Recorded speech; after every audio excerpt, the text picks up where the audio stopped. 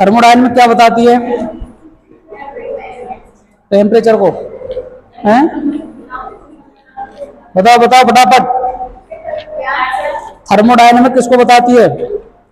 Reaction की feasibility को, reaction होगी या नहीं होगी, और काइनेटिक्स कितने देर में होगी। तो इन दोनों की ये क्या नहीं देता, क्वांटिटेटिव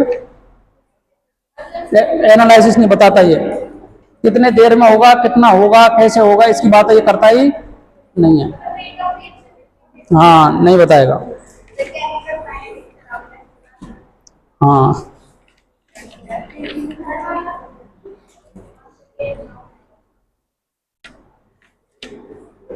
चलो भाई, नोट के अंदर अपन ने बात की थी लास्ट क्लास के अंदर बेटा कि D1 D2 D3 पर स्ट्रॉन्ग लिगेंड हो या वीक लिगेंड हो कोई भी फर्क नहीं पड़ेगा। या तो आपका प्रबल लिगेंड होगा या दुर्बल लिगेंड होगा, उसका कोई फर्क नहीं पड़ेगा। एक D9 और D10 पर नहीं पड़ेगा। किस पर नहीं पड़ेगा? D9 और D10 पर। आगे बात समझ में। नेक्स्ट एक डाटा और लिख लो। अगर आपसे पेपर के अंदर पूछे कि भैया डेल टी की वैल्यू कैसे निकालोगे, तो डेल टी की वैल्यू होती है 4/9 डेल ओ। आगे बात समझ में। अगर आपको डेल टी निकालना हो और डेल्टा ओ की वैल्यू दे दे तो डेल टी निकाल सकते हो क्या? बोलो। जैसे एग्जांपल के लिए आपको दे दिया डेल ओ, आपको दे रखा है 720 सेंटीमीटर इनवर्स, ऐसा कोई डाटा दे दिया और आपको पूछा कि डेल्टा टी काउंट करो। वैसे ऐसा काम करवाएगा नहीं बोर्ड के अंदर, क्योंकि बोर्ड की इतनी औकात कहाँ है, उसमें तो सीधे सीधे क्वेश्चन पूछेगा वो। लेकिन अगर अच्छा कोई पेपर दोगे तो आपको वहां किसकी वैल्यू मिल जाती है? डेल ओ की वैल्यू दे रखी है और डेल्टा टी पूछ लिया, कुछ नहीं करना है, बस delta T equal to 4/9 into del O. तो 4/9 इंटू 7 टू 800 आ गया ये, तो ये आ गया 32 सेंटीमीटर इनवर्स आ जाएगा। इस तरीके से आप डाटा निकाल लोगे। तो ये आपको याद रखना है, क्योंकि ये आपको मल्टीपल चॉइस में जरूर मिल सकता है फॉर्मूला। जैसे आपके 18 क्वेश्चन आते हैं ना स्टार्टिंग के, जिनके 4 ऑप्शन होते हैं, उनको बोलते हैं मल्टीपल चॉइस क्वेश्चन। अर्थात आपको एक क्वेश्चन सेलेक्ट करना है 3 में से। तो आपको पूछेगा delta T equal to 4/9 del O, दूसरा ऑप्शन आ जाएगा delta T equal to 9/4 del O, next आ जाएगा 4/5 डेल ओ, नेक्स्ट आ जाएगा ऑल ऑफ दीज।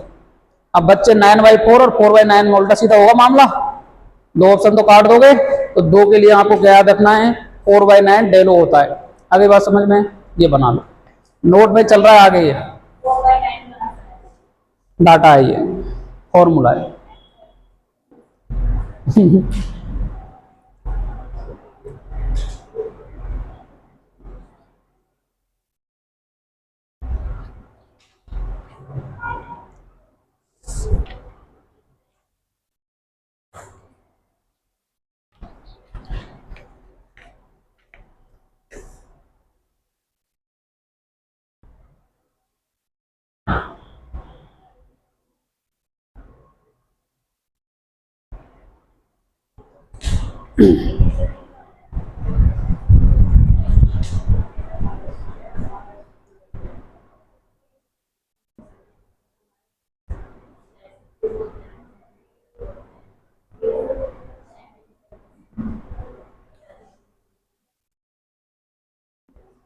आया बात समझ में भाई? ये नोट हो गया कंप्लीट, ठीक है। अब आपको हेडिंग डालनी है next, applications of crystal field theory.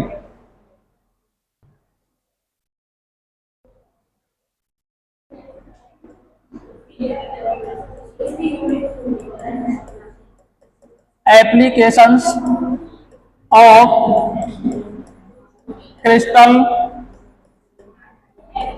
Field theory, और हिंदी वाले लिख लेंगे सीएफटी के अनुप्रयोग, सीएफटी के अनुप्रयोग।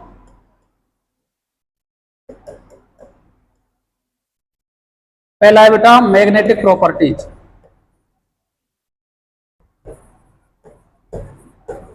मैग्नेटिक प्रॉपर्टीज,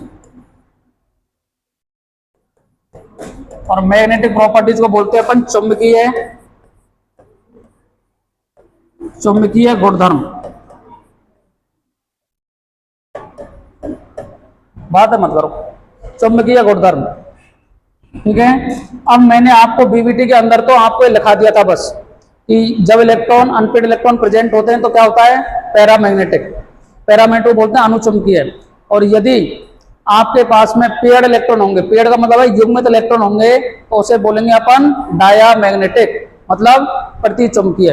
अब जैसे आप चुंबकीय क्षेत्र के अंदर किसी भी सब्सटेंस को ले जा रहे हो, या तो अट्रैक्ट होगा या रिपेल होगा, दो ही काम होंगे। यदि वो स्ट्रांगली मजबूताई से क्या होगा, अट्रैक्ट होगा, तो उसे बोलेंगे फेरोमैग्नेटिक। क्या बोलेंगे, फेरोमैग्नेटिक। यदि वो दुर्बल रूप से क्या होगा, आकर्षित होगा या प्रतिकर्षित होगा, उसे बोलेंगे डायामैग्नेटिक, प्रतिचुंबकीय। तो दो प्रकार से होता है ये। तो चुंबकीय गुणधर्म आप याद रखेंगे, एक तो होता है पैरामैग्नेटिक, पैरामैग्नेटिक, और एक क्या होता है बेटा, डायामैग्नेटिक। वैसे मैं पढ़ा चुका हूं ये चीजें। डायामैग्नेटिक का मतलब अनपेयर्ड इलेक्ट्रॉन कितने आएंगे, जीरो, कितने आएंगे, जीरो, ठीक है। और पैरामैग्नेटिक का मतलब है कि अनपेयर्ड इलेक्ट्रॉन के क्या होंगे, प्रेजेंट होंगे। अब कितने होंगे वो अपन देख लेंगे। अब जितने ज्यादा अनपेयर्ड इलेक्ट्रॉन ज्यादा प्रेजेंट होंगे उसे बोलेंगे फेरोमैग्नेटिक। क्या बोलेंगे, फेरोमैग्नेटिक। पैरामैग्नेटिक को बोलते हैं अनुचुंबकीय। क्या बोलते हैं, अनुचुंबकीय। और डायमैग्नेटिक को बोलते हैं प्रतिचुंबकीय, प्रतिचुंबकीय। आगे बात समझ में। अनपेयर्ड को बोलते हैं अयुग्मित इलेक्ट्रॉन। क्या बोलते हैं, बोलो, अयुग्मित इलेक्ट्रॉन, बना लो। और चुंबकीय गुणधर्म की जो व्याख्या करता है वो सीएफटी ही करता है। कौन करता है, सीएफटी। बीबीटी के बस की बात ये नहीं है। लेकिन जब अपन टीचर कोई पढ़ाता है तो भैया सीएफटी भी उसने पढ़ रखा है, तभी वो बीबीटी में कुछ चीजें आपको पढ़ा देता है।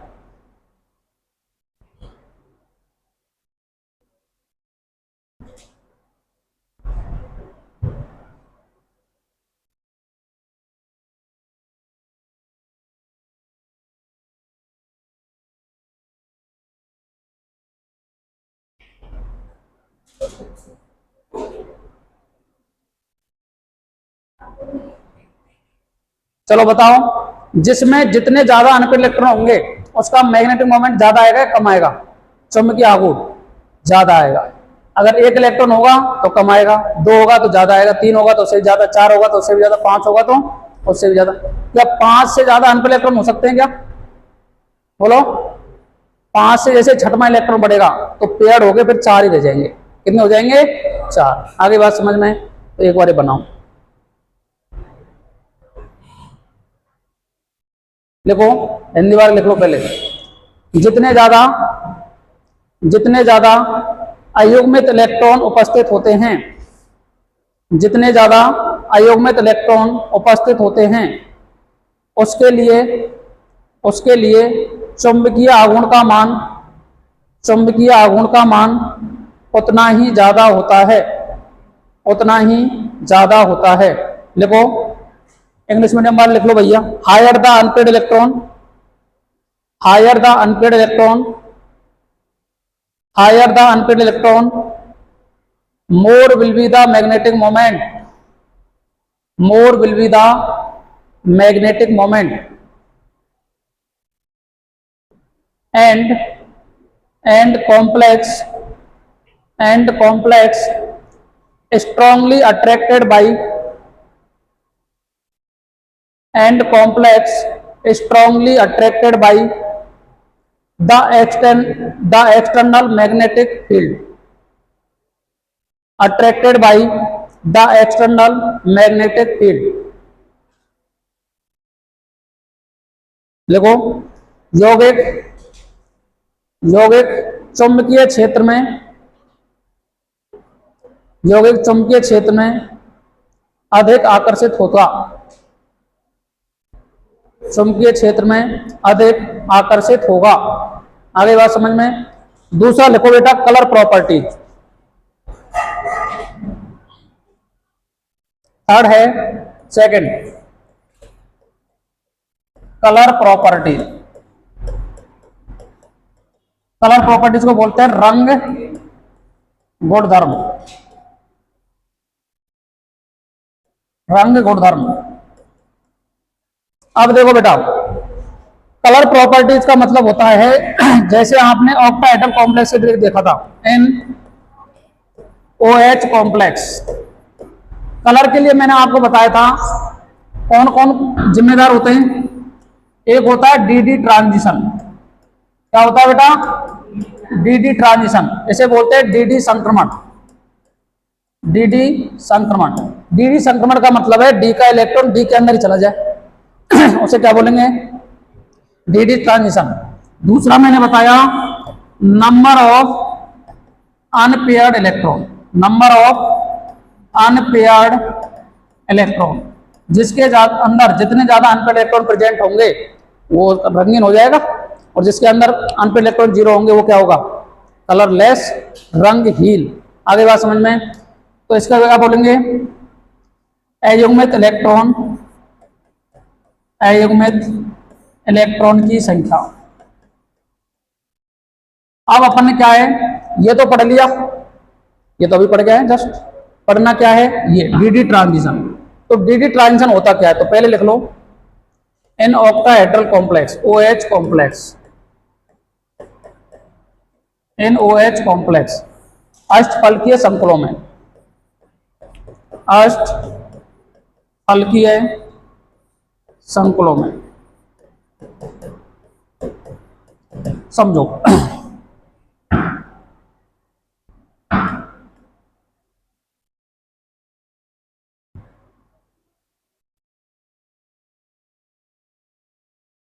मेरे को बताओ बेटा, अपन ने ऑक्टाहेड्रल कॉम्प्लेक्स के अंदर ऐसा कुछ बनाया था क्या? बनाया था क्या? ये कौन थे? T2G, और ये कौन है? EG। ठीक है। अब यदि एक इलेक्ट्रॉन यहां प्रेजेंट है, क्या है? एक इलेक्ट्रॉन यहां प्रेजेंट है, और इसको मैं यदि एनर्जी दे दूं, क्या दे दूं बेटा? H न्यू एनर्जी दे दूं। H न्यू मतलब वैसी एनर्जी से जाएगा नहीं है। अगर अपन सनरेज देंगे, इसको सूर्य के प्रकाश के अंदर देंगे, तो ये इलेक्ट्रॉन क्या करेगा? यहां से एब्जॉर्प्शन करेगा, लाइट का एब्जॉर्प्शन करेगा विजिबल रीजन के अंदर, और ये कहां चला जाएगा? हायर एनर्जी के अंदर। कहां चला गया भैया? हायर एनर्जी के अंदर चला गया। कहां चला गया? हायर एनर्जी के अंदर। यहां से इलेक्ट्रॉन का वहां जाना क्या कहलाता है? DD transition. क्या कहलाता है? DD transition. D से इलेक्ट्रॉन का D में जाना, तो इसका नाम हो गया DD ट्रांजिशन। आगे बात समझ में बना लो। अब यहां ने एब्जॉर्ब किया है, एब्जॉर्ब करने के बाद में यहां से एनर्जी को रिलीज करेगा, तो अपने को एक कलर दिखाई देगा जो हमारी आंखों के सामने दिखाई देता है। बना लो।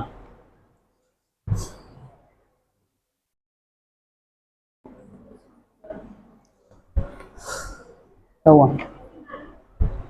ऐसे बनाना है, और कैसे बनाओगे इसको बताओ।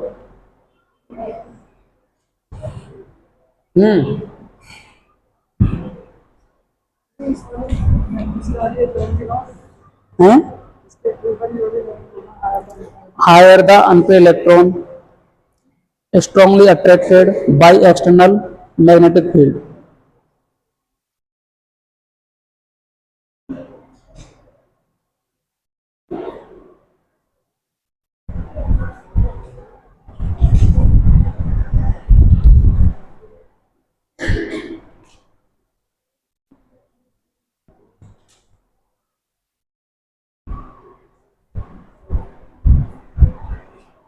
अब बताओ, ये इलेक्ट्रॉन एनर्जी को इसने क्या किया? एब्जॉर्ब किया बेटा। अवशोषण किया एनर्जी का, ये यहां से यहां चला गया, क्या यह रह पाएगा ये ईजी में जाकर के? ईजी में जाकर के रह पाएगा? ईजी में जाकर के रहेगा क्या? नहीं रहेगा। कुछ टाइम के बाद में दोबारा इसको कहाना पड़ेगा अपनी ग्राउंड स्टेट पर, और ग्राउंड स्टेट में एसिडी में आएगा दोबारा, तब एक कलर का क्या करेगा? एमिशन। क्या करेगा? एमिशन। जब कोई भी इलेक्ट्रॉन लोअर एनर्जी से हायर एनर्जी के अंदर जाता है तो एनर्जी को एब्जॉर्ब करता है। क्या करता है? एब्जॉर्ब। लेकिन जब भी हायर एनर्जी से लोअर एनर्जी के अंदर आता है तो एनर्जी को एमिट करता है, उत्सर्जन करता है। और उत्सर्जन करने के साइड में हमें जो कलर दिखाई देता है, तभी हमारी आंखों के सामने रंगीन दिखाई देता है वो। आगे बात समझ में? ब्लैक कलर अच्छा एब्जॉर्बक होता है। क्या होता है? एब्जॉर्बेंट, मतलब अवशोषक होता है। ब्लैक कलर के अंदर आप देखोगे गर्मियों के दिनों में, यदि आप गर्मी के दिन में ब्लैक शर्ट पहन के बाहर निकल गए तो आपको और ज्यादा गर्मी लगेगी। लेकिन व्हाइट कलर अच्छा क्या होता है? एमिटर होता है। तो गर्मियों के दिनों में सफेद कपड़े पहनता है कोई भी, तो आप देखोगे तो उसको गर्मी कम से कम लगती है, और जो ब्लैक पहनता है उसको गर्मी ज्यादा से ज्यादा लगती है। सर्दियों में जो व्हाइट शर्ट पहनेगा उसको सर्दी ज्यादा लगेगी, और जो ब्लैक शर्ट पहनेगा उसको सर्दी कम लगेगी, क्योंकि ब्लैक कलर अच्छा एब्जॉर्बक होता है, अवशोषक होता है। ठीक है? जबकि व्हाइट अच्छा क्या होता है? उत्सर्जक। आगे बात समझ में? ये बना लो। बना लिया? अब एक क्वेश्चन करके बता दो मेरे को, और ये इंपॉर्टेंट क्वेश्चन है। क्वेश्चन फॉर्मेट में लिखा देता हूं, चलो।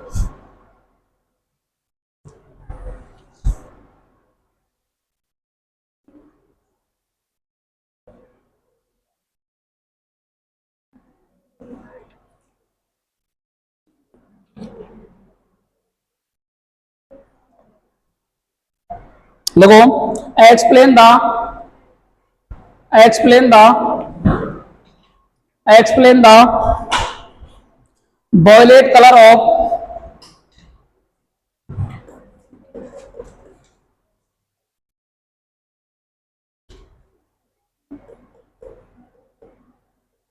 explain the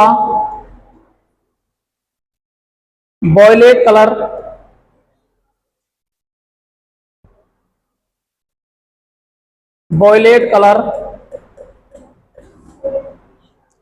of the complex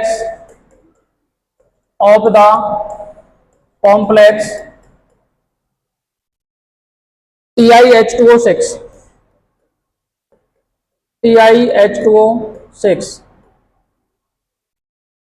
plus 3 on the basis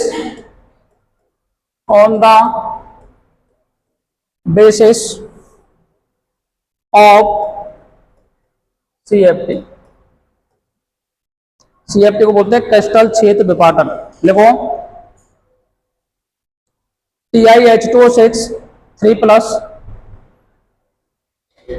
TiH2O6 plus 3 का रंग वॉयलेट को क्या बोलते हैं? बैंगनी कलर का होता है। वॉयलेट लिख लो यार, वॉयलेट लिख लो। बैंगनी कलर बोलते हैं शायद वॉयलेट को, हैं? पर्पल को बैंगनी बोलते हैं, तो वॉयलेट क्या होता है? तुम तो वॉयलेट लिख लो। वॉयलेट कलर का संकोल TiH2O6 प्लस 3 वॉयलेट कलर का होता है CFT के अनुसार। समझाओ, चलो समझाओ। हैं? ये क्वेश्चन फेवरेट है बोर्ड का। क्या बेटा? फेवरेट क्वेश्चन है ये। अब समझ लो इसको, सॉल्यूशन।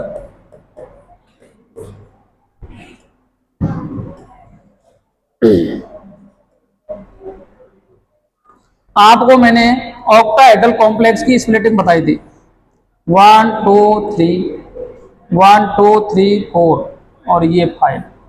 ठीक है? उससे पहले आप देखोगे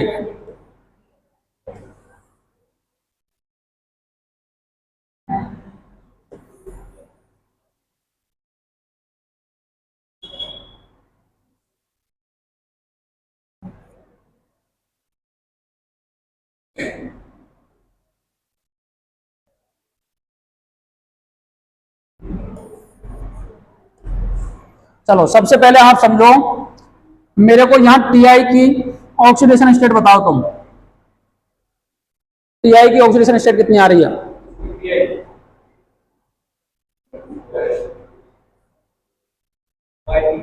हैं? 22। बोलो।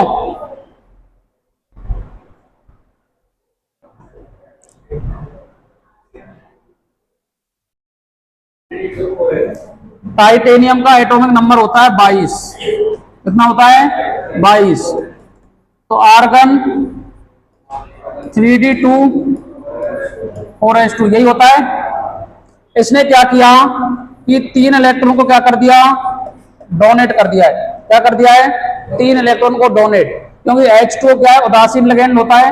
तो जितना चार्ज कॉम्प्लेक्स पर दे रखा है वही इसकी क्या है? ऑक्सीकरण अवस्था है। ठीक है, तो टाइटेनियम चला गया बेटा +3 के अंदर, और +3 के अंदर जाते ही इसका कन्फिगरेशन आ गया कि आर्गन 3d1। आगे बात समझ में? अब CFT हमेशा ही ऑलवेज डी ऑर्बिटल को ही कंसीडर करती है सेंट्रल एटम के। इसको ना कोई S से मतलब है, ना कोई P से मतलब है, ना किसी और से मतलब है। आगे बात समझ में? तो इसने क्या किया बेटा? डी के ऑर्बिटल 1 2 3 4 ये हो गए। ठीक है, और इसकी स्प्लिटिंग मैंने आपको बताई थी कैसे टूटता है ये। Eg और T2G में टूटेगा कि नहीं टूटेगा बताओ भैया? ये हो गया Eg और ये हो गया T2G। इसे क्या बोलते हैं अपन? बोलो। Barycentre. क्या बोलते हैं? Barycentre. BARIE barycentre. और ये होता है डेल ओ। क्या होता है? डेल ओ। अब बताओ ये कितनों के कारण टूटा है और ये कितनों के कारण टूटा है? ठीक है, ये इन 2 के कारण टूटा है तो 2/5 है, और ये इन 3 के कारण टूटा है तो 3/5 है। यही होता है। और ये डेल ओ चल रहा है यहाँ। कोई परेशानी किसी को नहीं है। अब मैंने क्या किया? मैंने इसके अंदर एक इलेक्ट्रॉन फिल करा बेटा, क्योंकि एक इलेक्ट्रॉन दे रखा है तो एक इलेक्ट्रॉन फिल करूंगा मैं। एक इलेक्ट्रॉन 3d1 के अंदर है। 3d1 के अंदर ये इलेक्ट्रॉन यहां चला गया। ठीक है, यहां आ गया T2G में। अब क्या किया इसने? अब क्या हुआ इसके साथ में? इसने बेटा एनर्जी को क्या कर लिया? बोलो।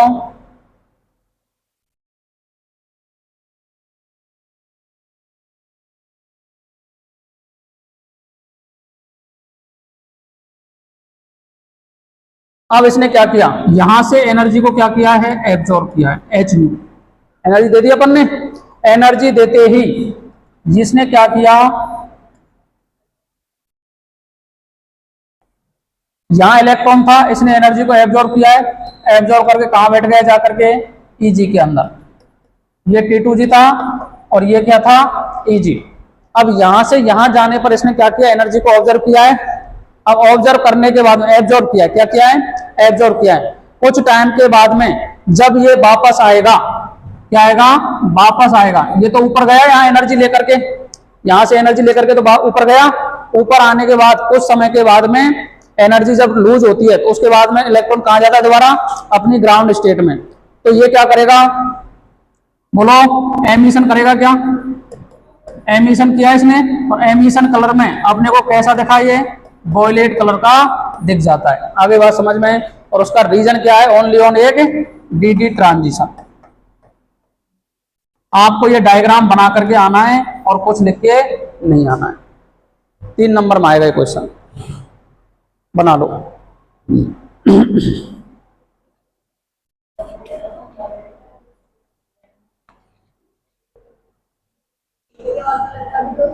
हैं? तो इसने कोई एब्जॉर्ब किया होगा ना, वॉयलेट कलर का इसलिए दिख रहा है ये। इसने येलो कलर को एब्जॉर्ब किया है। कौन से कलर को किया है? येलो को। क्योंकि आप फिजिक्स के अंदर पढ़ोगे, वो बनता है ना, क्या बोलते हैं उसको? इंद्रधनुष को क्या बोलते हैं? रेनबो। रेनो बनता है ना, बिब्योर। तो वो काम आती है इसके अंदर। तो मैं अभी आपको लिखा भी दूंगा वो, ये बनाओ आप।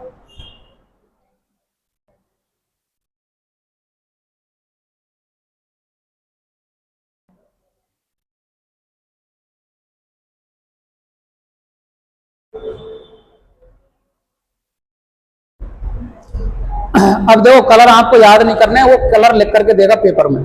मेरे को तो आज तक याद हुए नहीं, ना मेरे को कभी ऐसा क्वेश्चन दिखा है इसका। और कलर में तो मेरा वैसे ही गड़बड़ मामला।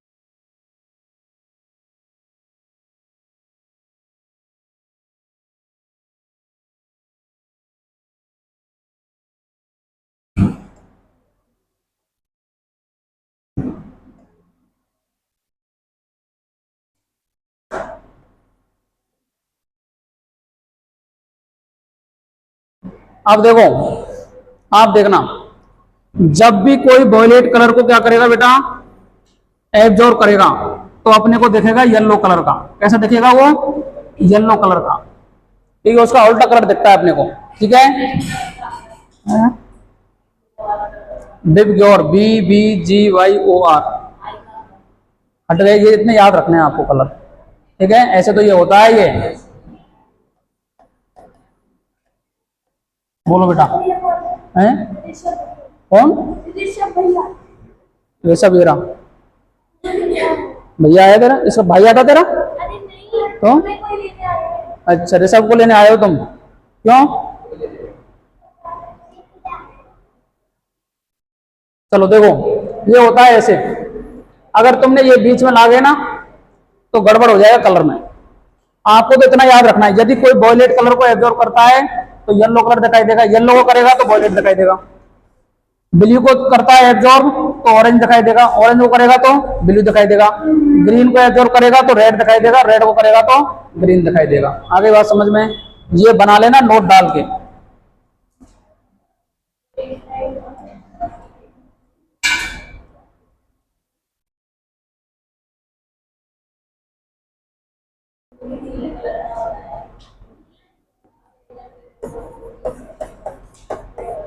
ट्वेल्थ लेवल पर इतना काम का नहीं है ये, तो भी आप बना लो।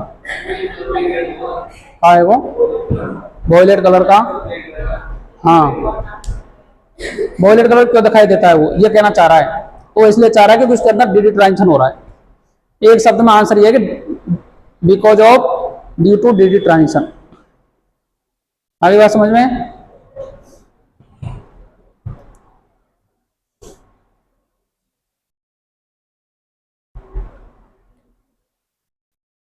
अब एक क्वेश्चन करा दूं।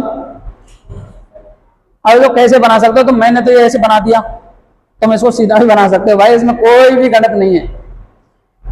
इनको ऐसे लिख दो, ये गोला बना दो, इसमें क्या गणित है? अब कैसे लिख लो आप? लो, मेरे पास तो टाइम था इसलिए लिख दिया मैंने। अब तुम उसको इंची टेप लगा लगा के नाप के लिख रहे हो, क्या फर्क पड़ेगा इससे? बस देखना चाहिए अपने को। तो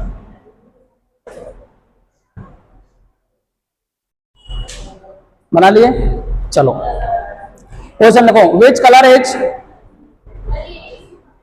कौन सा? ये नहीं लिखा तुमने? क्यों भाई?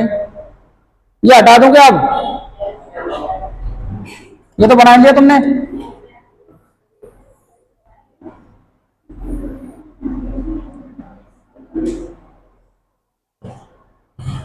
दोबारा भी आ सकता है ये।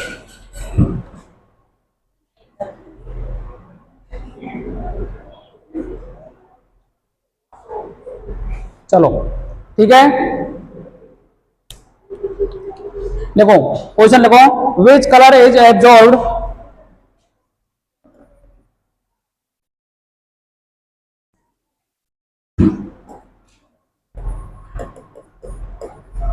which color is absorbed, which color is absorbed by copper sulfate solution, by copper sulfate solution. Option number A है बेटा ब्लू, ऑप्शन नंबर बी है व्हाइट, ऑप्शन नंबर सी है रेड और ऑप्शन नंबर डी है green. चलो बताओ क्या आएगा आंसर। हिंदी में बताना है इसको। कॉपर सल्फेट के सॉल्यूशन द्वारा कौन सा कलर का अवशोषण किया जाता है? बताओ। ब्लू कलर किया जाता है।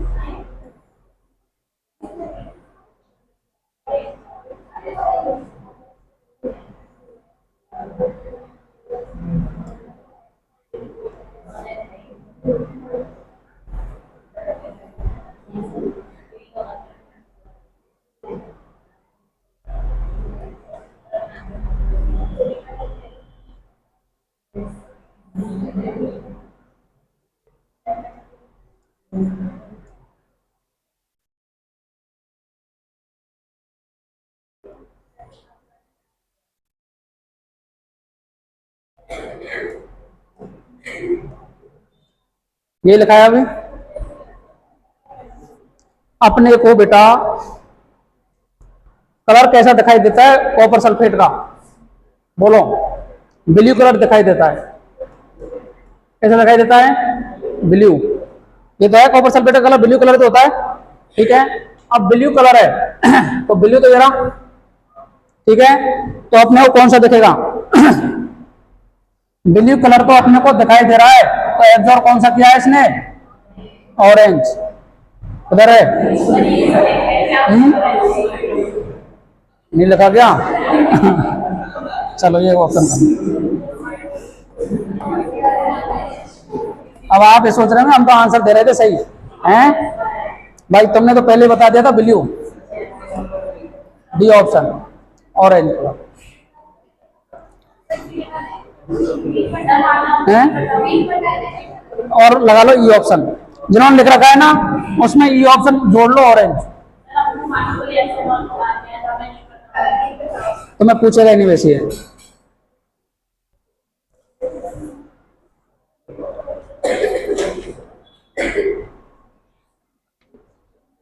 अब बैलेंस डालो बेटा, लिमिटेशन ऑफ सीएफटी।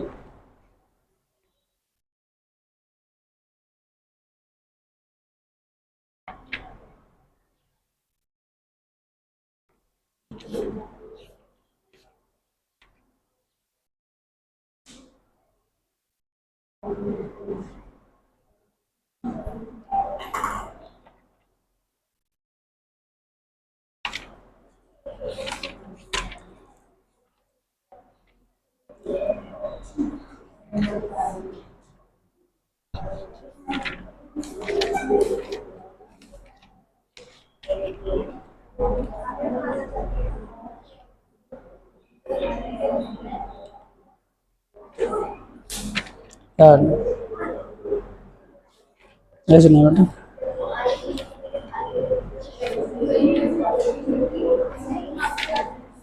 क्यों लड़ रहे हो तुम?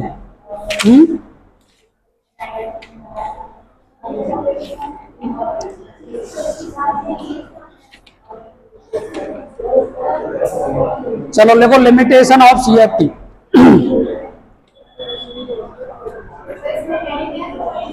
Limitation of CFT next heading.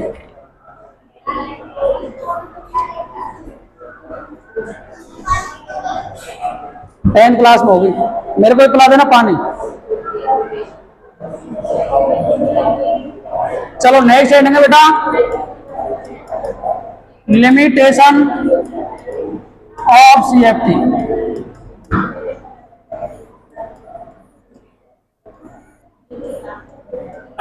देखो लिमिटेशन का मतलब है सीएफटी की सीमाएं।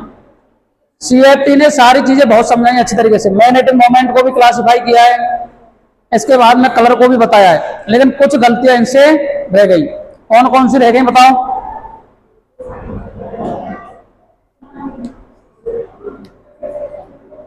सबसे पहले गलती तो यह है कि इसने ओनली ऑन सेंट्रल एटम के जो भी केंद्रीय धातु परमाणु है उसके डी ऑर्बिटल से डील किया है, मतलब एस ऑर्बिटल का कोई मतलब ही नहीं है। उसके बाद में दूसरा, लिगेंड को क्या माना है इन्होंने? पॉइंट चार्ज, मतलब लिगेंड का कोई लेना देना ही नहीं है, लिगेंड को इतनी तवज्जो इन्होंने दी ही नहीं है। आगे बात समझ में। और नेक्स्ट,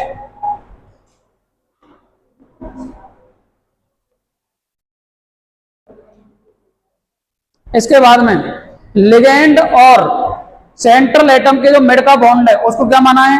इलेक्ट्रोस्टैटिक अट्रैक्शन। उसमें कोवेलेंट बॉन्ड को किसी ने कुछ तवज्जो दी ही नहीं है। लेकिन मेटल और लिगेंड के बीच में कौन सा बॉन्ड मिलता है? सह संयोजक बंध। क्या मिलता है? सह संयोजक बंध मिलता है और कोऑर्डिनेट बॉन्ड मिलता है। तो लिख लो, लिखो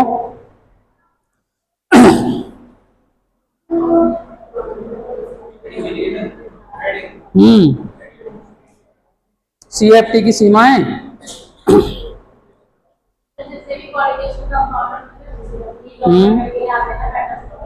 क्या कह रहे हो?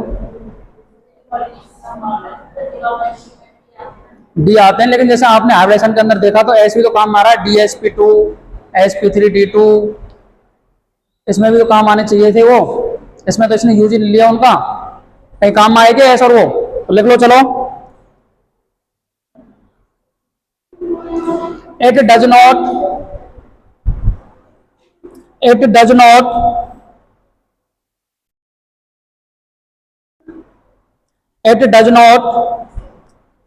explain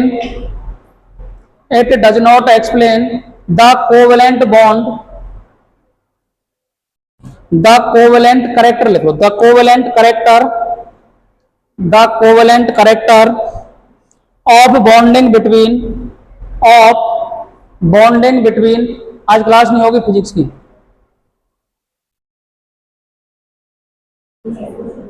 of bonding between the ligand and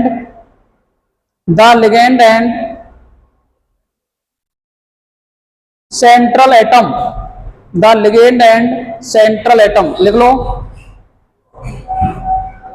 यह है लिगेंड और केंद्रीय धातु परमाणु के, लिगेंड और केंद्रीय धातु परमाणु के मध्य में सहसंयोजक लक्षण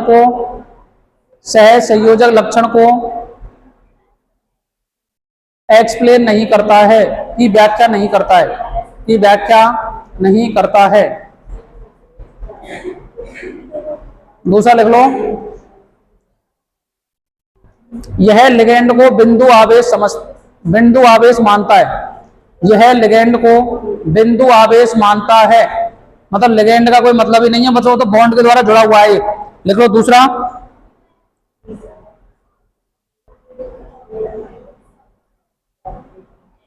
अकॉर्डिंग टू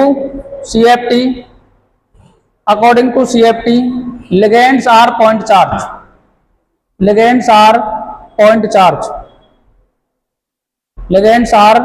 चार्ज, इसकी बात लिख लो।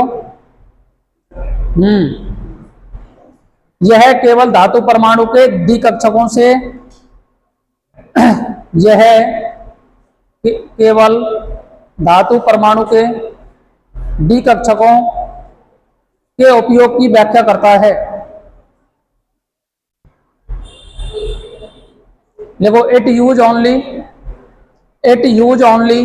d orbitals of central atom, it use only d orbitals of central atom। ठीक है, चलो ये हो गया। अब नेक्स्ट क्वेश्चन डालो, स्पेक्ट्रोकेमिकल सीरीज।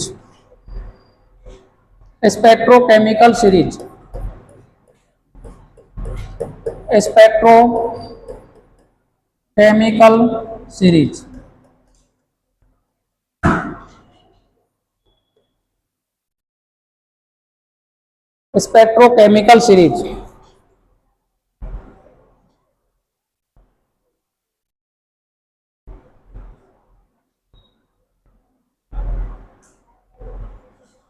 देखो, ligands can be arranged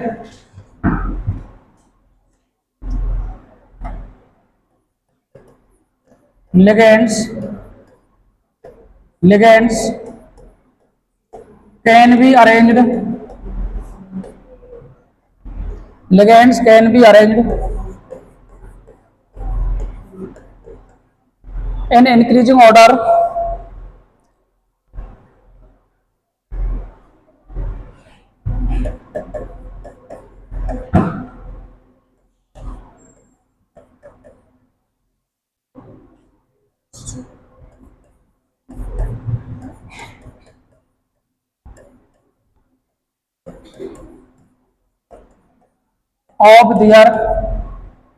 of their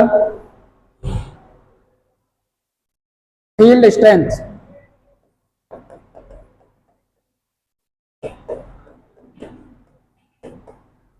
is known as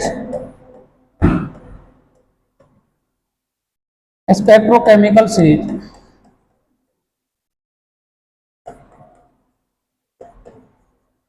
spectrochemical series.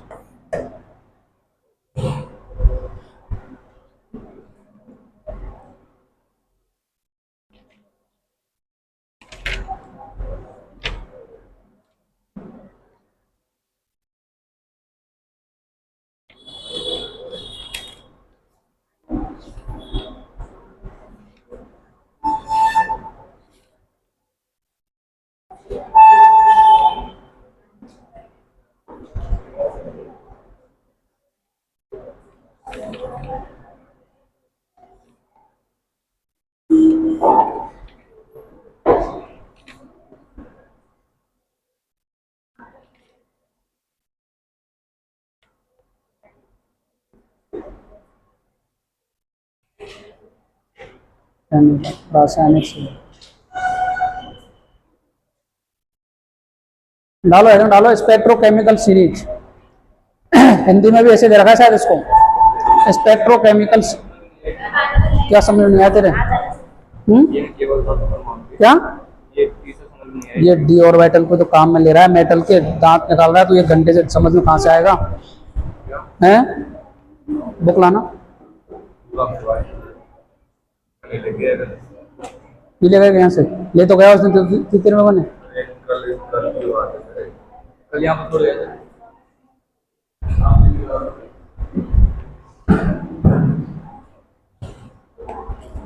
अच्छा, ये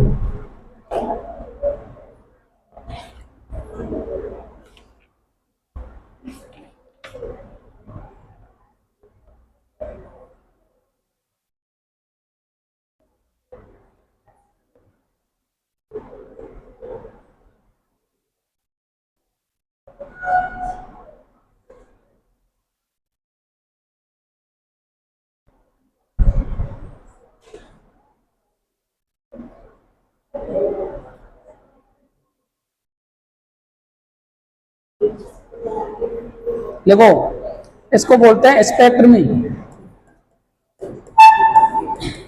स्पेक्ट्रमी रासायनिक श्रेणी। स्पेक्ट्रमी रासायनिक श्रेणी। देखो, लिगेंडों को उनकी प्रबलता के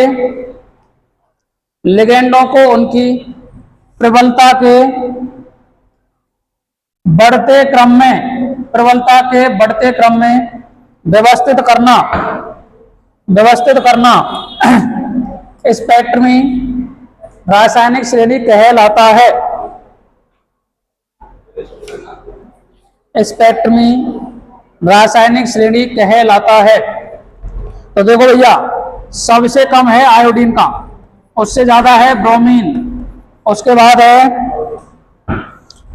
HCN, उसके बाद में क्लोरीन माइनस,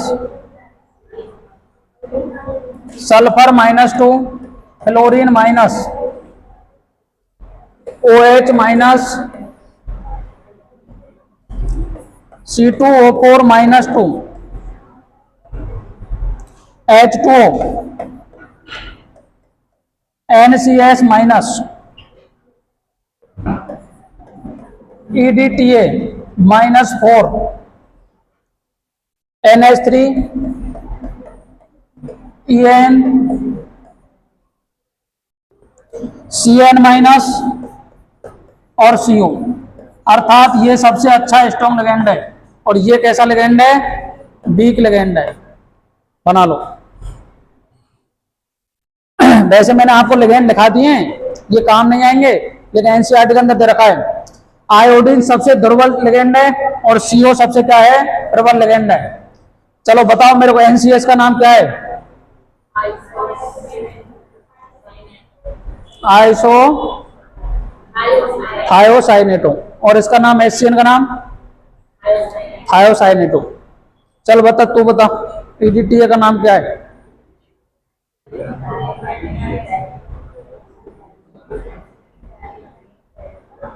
ऐसे थोड़ा काम चलता है, पता नहीं, बस कह दिया।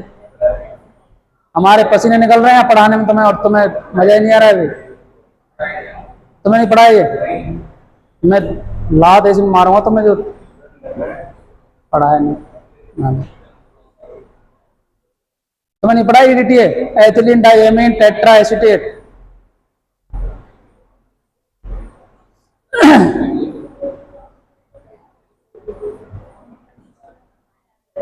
बना लो फटाफट। आपको 4 लिगेंड दे देगा। Which of the following strong heat ligand? CO NH3 CN minus और NH3। अब आप सब सोचोगे कि सर सारे क्या हैं, स्ट्रॉन्ग हैं, लेकिन उसने पूछा है स्ट्रॉन्गेस्ट, तो कौन आ जाएगा? CO carbonyl. क्या नाम है इसका? Carbonyl.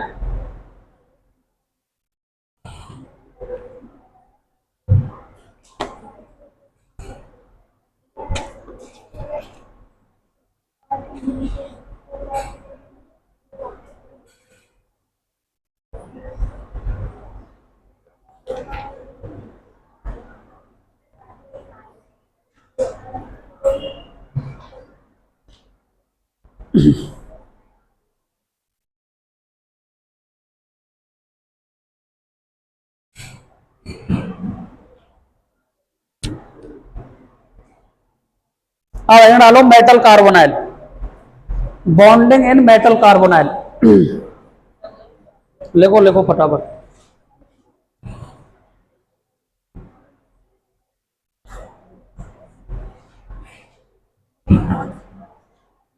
Bonding in metal carbonyl.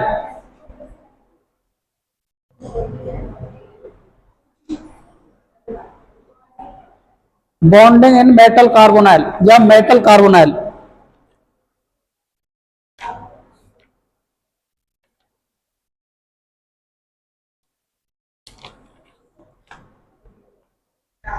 धातु कार्बोनाइल में आबंधन।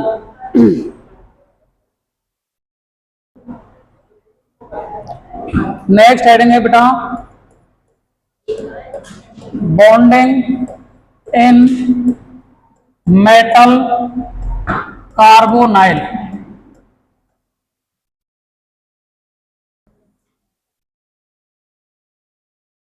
इसका नाम है धातु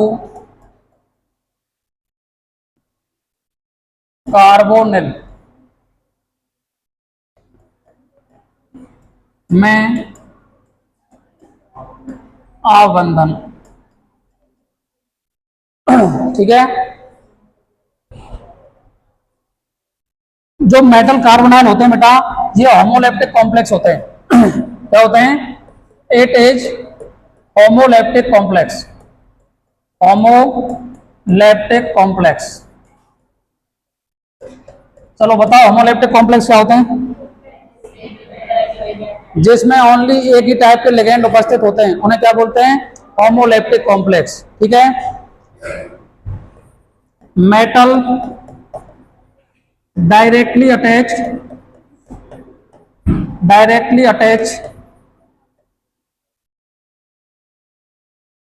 विद कार्बोनाइल ग्रुप।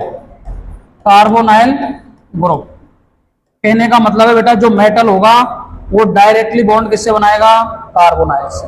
आगे बात समझ में? इन्हें क्या बोलते हैं अपन? Metal carbonyl. आगे बात समझ में? तो लिख लो, ये होमोलैप्टिक यौगिक होते हैं। हाँ,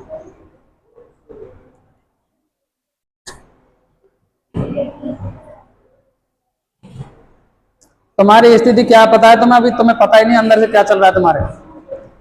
पूरा चैप्टर कंप्लीट हो चुका है, समझ रहे हो? बाकी मैं बेइज्जती क्या क्लास में कर देता हूँ साथ ही साथ। पूरा चैप्टर कंप्लीट होने पर आ गया, लास्ट टॉपिक चल रहा है मेटल कार्बोनाइल। इसके बाद में आइसोमेरिज्म बचा है बस। मैंने आपको होमोलैप्टिक भी बताया है, मैंने आपको कार्बोनाइल भी बताया है, मैंने आपको सेंट्रल एटम भी बताया क्या होता है। और आप बार बार यही पूछ रहे हो सर होमोलैप्टिक को हिंदी में भी होमोलैप्टिक भी बोलते हैं क्या? लिखा है कि नहीं लिखा है पता? तो फिर पढ़ते क्यों नहीं हो भाई इन किताबों को जा करके? रद्दी में बेचोगे इनको? देखो इनमें धातु परमाणु, इनमें धातु परमाणु, इनमें धातु परमाणु सीधा सीधा कार्बोनाइल ग्रुप से जुड़ा होता है। कार्बोनाइल ग्रुप से जुड़ा होता है। क्या? कार्बोनाइल ग्रुप समूह से जुड़ा होता है। चलो एग्जाम्पल की बात कर लें। एग्जाम्पल याद रखना है आपको। निकल,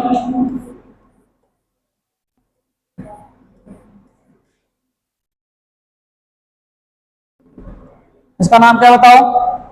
आईयूपीएसी नाम बताओ। टेट्रा कार्बोनाइल निकल और जीरो, यही है क्या? क्योंकि कार्बोनाइल न्यूट्रल लिगेंड होता है इसलिए इसकी ऑक्सीडेशन स्टेट कितनी आती है? जीरो। आगे बात समझ में? नेक्स्ट एग्जांपल याद रखने, सीधे सीधे दो एग्जांपल पूछ सकता है। मेटल कार्बोनाइल के दो एग्जांपल दो भैया, तो मैं तो आपको 5-7 करा दूं, बाकी दो तो आप कर ही दोगे फिर।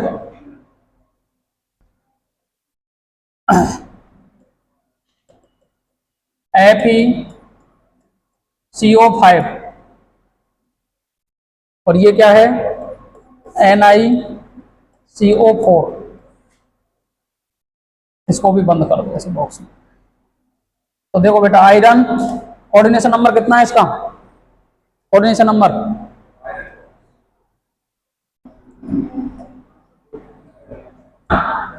बताओ। 5।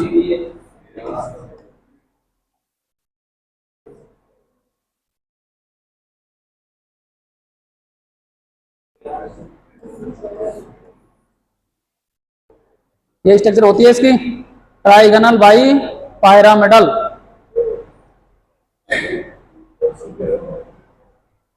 कार्बन बॉन्ड बना रहा है बेटा इससे, बॉन्डिंग कार्बन से, इसलिए अगर मैं ऑक्सीजन इधर लिखता तो आप बॉन्डिंग ऑक्सीजन से समझते।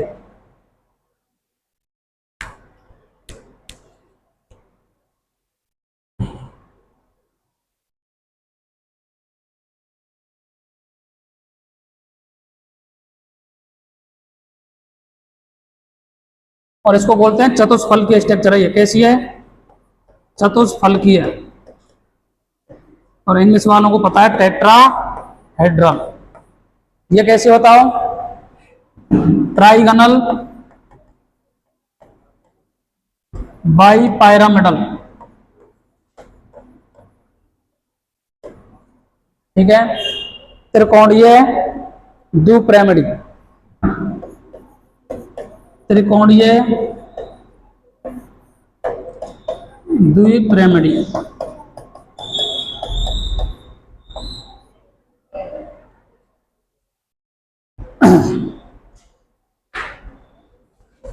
आगे बात समझ बेटा, चलें आगे। नेक्स्ट है CrCO6। ऑक्सीडेशन स्टेट सभी की जीरो है यहाँ, क्योंकि कार्बोनाइल न्यूट्रल लिगेंड है, न्यूट्रल लिगेंड कोई चार्ज नहीं देता तो जीरो ऑक्सीडेशन स्टेट है। ठीक है, क्रोमियम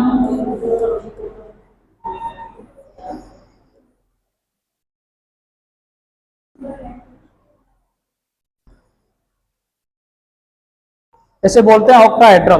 क्या बोलते हैं? ऑक्टाहेड्रल। और ऑक्टाहेड्रल को हिंदी में बोलते हैं अष्टफलकीय।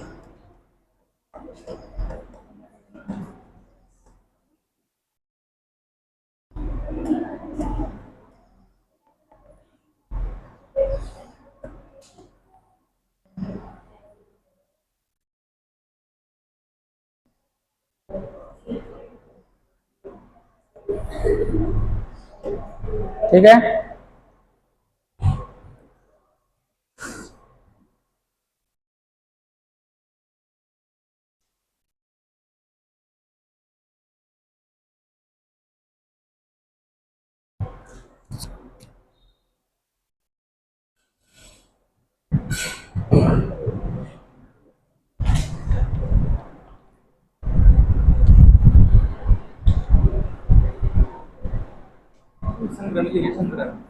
संकरण कौन सा है?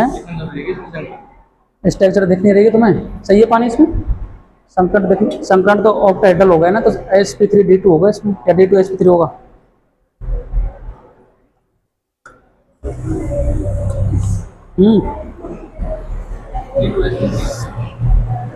चलो नेक्स्ट है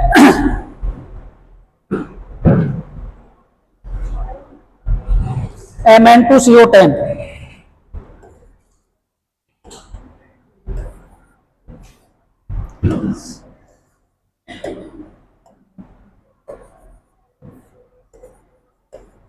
Mn2CO10 इसकी स्ट्रक्चर बनानी है अपने को। ठीक है, तो सबसे पहले बेटा मेटल मेटल बॉन्ड मिलता है इसमें। क्या मिलता है? मेटल मेटल बॉन्ड मिलता है। आगे बात समझ में। उसके बाद में 1 पर 5 CO लगा दो आप। लो भैया,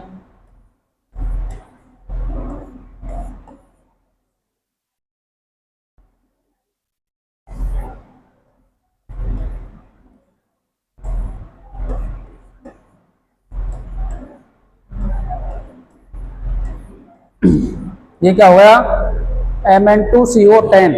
इसके अंदर मेटल मेटल बॉन्ड मिलता है। आपको पेपर में पूछेगा मेटल मेटल बॉन्ड कितने प्रेजेंट होते हैं Mn2O7 में? कितने होते हैं? 1, बाकी CO के साथ में।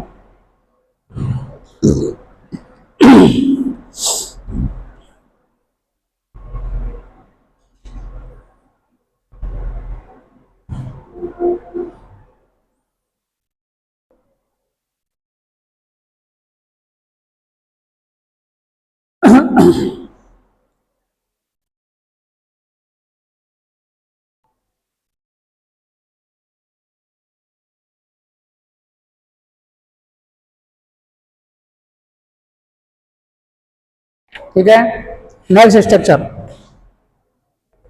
CO2 CO8। नाम बता सकता है कोई मेरे को इसका? Octa carbonyl cobalt 0। तो डाई कोबाल्ट है, 2 कोबाल्ट है तो डाई कोबाल्ट लिख देंगे बस। ठीक है, चलो बना लो स्ट्रक्चर। ये रहा भैया कोबाल्ट और ये रहा कोबाल्ट। एक तो मेटल मेटल बॉन्ड है इसके अंदर। ठीक है, एक ब्रिजिंग लिगेंड है यहाँ।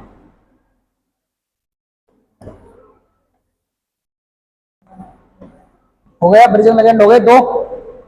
ठीक है, आप कितने बचे? 2 तो गए, 3 बचे है ना, तो ये लगा दो।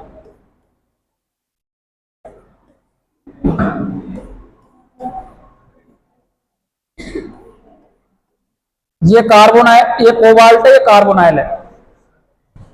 नहीं आई समझ में?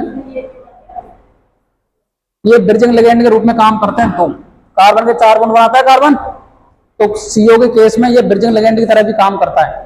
ब्रिज बना रहा है नहीं बना रहा है? ये ब्रिज क्या होता है? 2 रास्तों को जोड़ना। तो इस कोबाल्ट को इस कोबाल्ट से जोड़ने का काम कर रहा है ये। तो आपको पूछेगा इसके अंदर 2 कार्बोनाइल तो क्या है बेटा?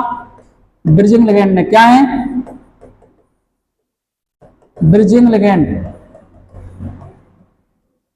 इसके अंदर एक कोबाल्ट कोबाल्ट बॉन्ड है और इसके अंदर बेटा 6 कोबाल्ट कार्बोनाइल बॉन्ड है।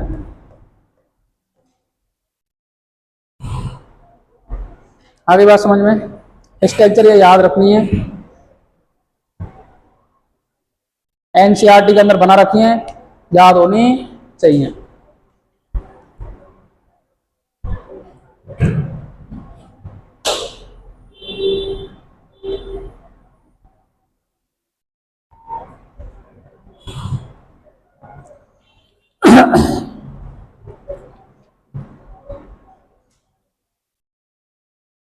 अब आपने बॉन्डिंग तो समझ ली इनकी, ठीक है, लेकिन कार्बोनाइल की बॉन्डिंग कैसे होती है, ये कार्बोनाइल कैसे इलेक्ट्रॉन देता है मेटल को और कैसे इलेक्ट्रॉन लेता है, ये बात अपन समझने वाले हैं।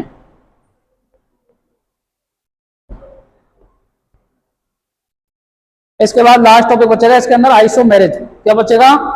आइसोमेरेज। तो आज पढ़ोगे कल? आज जब तो मेरे वाले सर आ जाएंगे, ठीक है, परेशान थोड़ी तुम्हें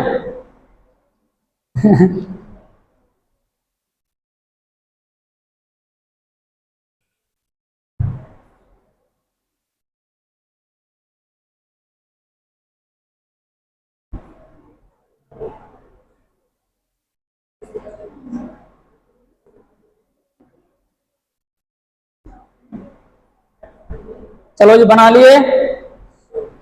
अब अपने को कहानी समझनी है भैया कि जो ये कार्बोनाइल अपने को दिख रहा है कार्बोनाइल जो अपने को दिख रहा है ये एक्चुअल में होता कैसा है, ठीक है। तो कार्बन में आप जानते हो 1 2 3 4 इलेक्ट्रॉन होते हैं कार्बन के पास में, ऑक्सीजन के पास में 6 इलेक्ट्रॉन होता है, ऐसे होते हैं।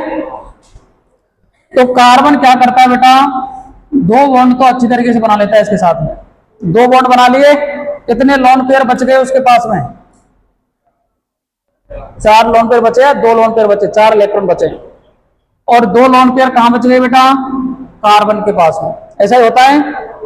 अब ऑक्सीजन क्या करता है, ऑक्सीजन मोर इलेक्ट्रोनेगेटिव एटम है, तो आप भी देखते होंगे जो पैसे वाला होता है वो पैसा पहले निकालेगा, तो ये क्या करता है यहां इलेक्ट्रॉन को देता है इसको, 2 इलेक्ट्रॉन इसने दे दिया अपने, 2 इलेक्ट्रॉन देने के बाद में इसने बेटा यहां कोऑर्डिनेट बॉन्ड बना लिया। क्या बना लिया?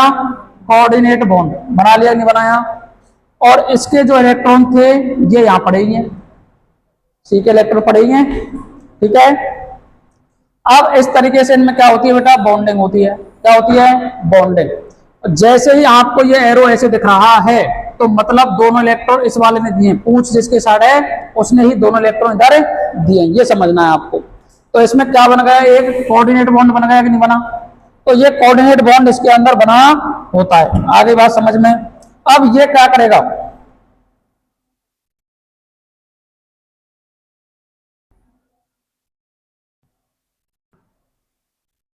समझना, कार्बन ट्रिपल बॉन्ड ऑक्सीजन यही है। अब ऑक्सीजन के पास में वैकेंट ऑर्बिटल भी तो पड़े हैं भैया, बोलो, वैकेंट ऑर्बिटल पड़े हैं जिसके अंदर इलेक्ट्रॉन प्रेजेंट होते हैं, ठीक है। कार्बन के पास में ये इलेक्ट्रॉन क्या यहां पड़े हैं क्या, बोलो, ये दोनों इलेक्ट्रॉन मैंने से शो कर दिए।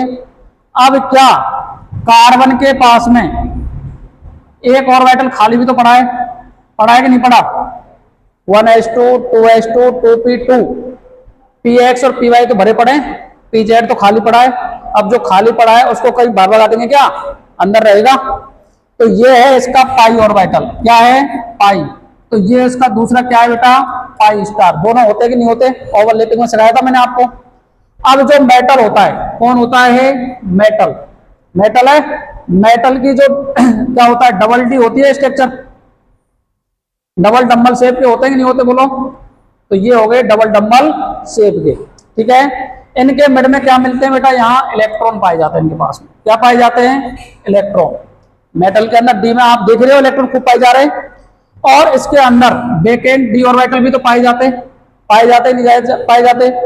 अब कार्बन क्या करता है, इतना होशियार एलिमेंट है कि ये मेटल के साथ में बॉन्डिंग जब शो करता है, तो आपने वैसे भी लोग बाग देखे होंगे, जैसे आप कहीं जूस वगैरह पीने गए, ठीक है, तो सबसे पहले पैसा निकालते हैं काफी लोग बाग कि लो मैं दे देता हूं, ठीक है। फिर आप रेस्टोरेंट के अंदर खाना खाने गए, फिर वो पीछे बैठ जाते हैं, फिर दे देंगे पैसा, नहीं देते, क्योंकि वो सोचते हैं कि मैंने वहां दे दिए थे जूस वाले के पास में, अब खाने के क्यों दूं। तो कार्बन भी ऐसा ही करता है बेटा, अपने ये इलेक्ट्रॉन सिग्मा बॉन्ड के थ्रू कहां दे देता है, इसके अंदर, इसके अंदर अपने दोनों इलेक्ट्रॉन दे दिए, बॉन्डिंग शो कर ली, अट्रैक्शन होगा। दूसरी साइड में अपने जो ये डी के ऑर्बिटल हैं, ये अपने कहां ले लेता है, यहां से इनके अंदर, कहां ले लेता है, इनके अंदर। दिए कितने इलेक्ट्रॉन थे, बोलो कितने इलेक्ट्रॉन दिए, 2, लिए कितने, 4, कितने लिए, 4। तो देखो भैया ये बनता है सिग्मा बॉन्ड, क्या बनता है, सिग्मा बॉन्ड। सिग्मा बॉन्ड के थ्रू तो ये अपने इलेक्ट्रॉन कहां देता है, वेकेंट डी ऑर्बिटल के अंदर, और पाई के थ्रू इलेक्ट्रॉनों को कहां खींचता है, अपनी साइड, अपने वेकेंट ऑर्बिटल में। तो इन्हें किसके बोलते हैं, इसे बोलते हैं पाई एसिड लिगेंड। क्या बोलते हैं बेटा, पाई एसिड लिगेंड। और जो ऐसी बॉन्डिंग होती है उसका नाम होता है सिंजेरिक बॉन्डिंग। क्या नाम होता है, सिंजेरिक बॉन्डिंग। बस यही काम समझना है, लिख लो, बना लो।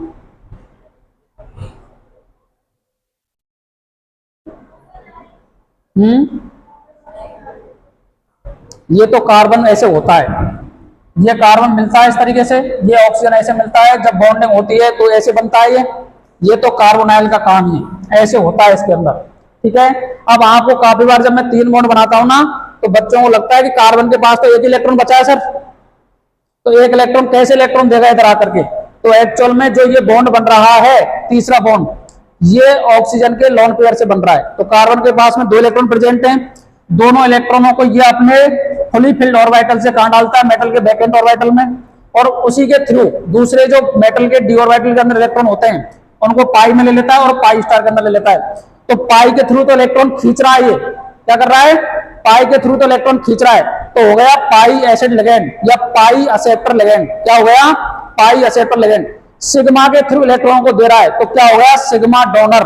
क्या हो गया, सिग्मा डोनर। तो एक नाम और लिख सकते हैं इसका, sigma donor plus pi acceptor ligand है, ये पाई एक्सेप्टर लिगेंड है। और ये दोनों काम जिसमें होते हैं उनका नाम क्या पड़ जाता है बेटा, सिंजेरिक बॉन्डिंग। क्या नाम होता है, सिंजेरिक बॉन्डिंग। बना लो, फटाफट बना दो, सोच में मत बैठो, फटाफट बनाओ इसको।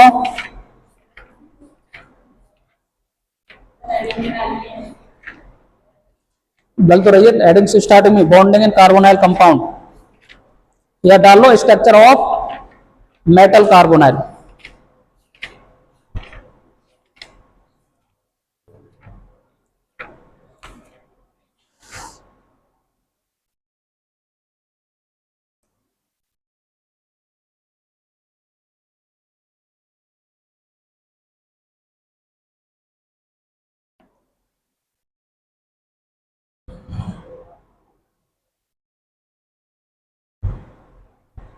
Structure of metal carbonyl, structure of metal carbonyl, MCO बनाओ एक बार में आता।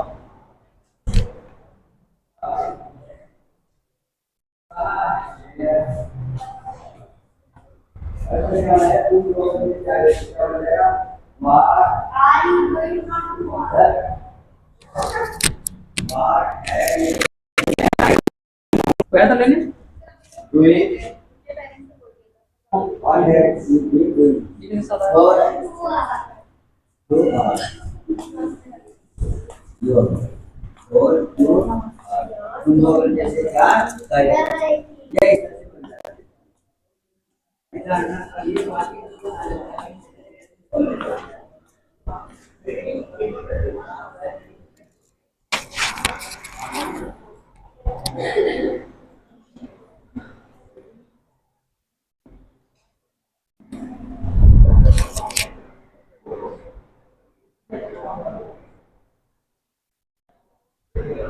क्या कह रहे हो? आप जा सकते हो अभी, इनका ये चैप्टर आज कंप्लीट करके भेजूंगा मैंने। ये सिंजेरिक बॉन्डिंग है। सिंजेरिक बॉन्डिंग, हिंदी में क्या हिंदी में भी सिंजेरिक बॉन्डिंग है। सिंजेरिक बॉन्डिंग? सिंजेरिक बंधन। एक टॉपिक और बचा है इनका, आइसोमेरेज।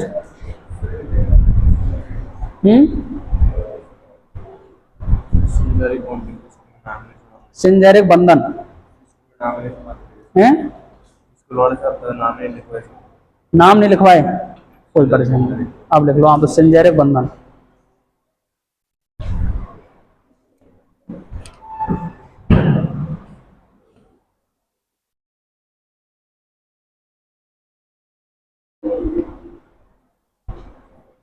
सिंजेरिक को बोलते हैं सह क्रियाशीलता बंधन।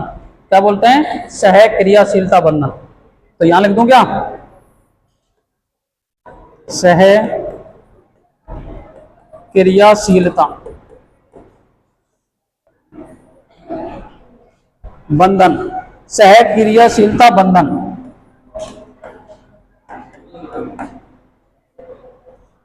सिग्मा डोनर, सिग्मा दाता, पाई एक्सेप्टर, पाई ग्रहण।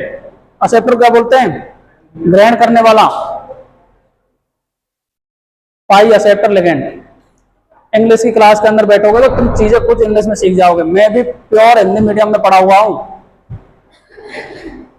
समझ रहे हो? प्योर हिंदी मीडियम का मतलब है गांव के अंदर जो पढ़ाते हैं ना, उसके अंदर। पर आज स्थिति यह है कि मैं हिंदी वाली टर्म भूल चुका हूं।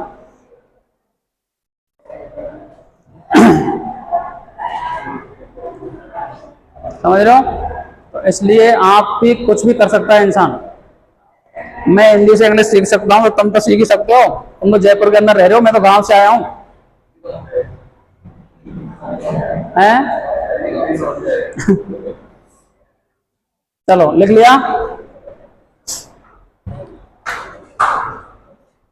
अब डालो आइसोमेरेज।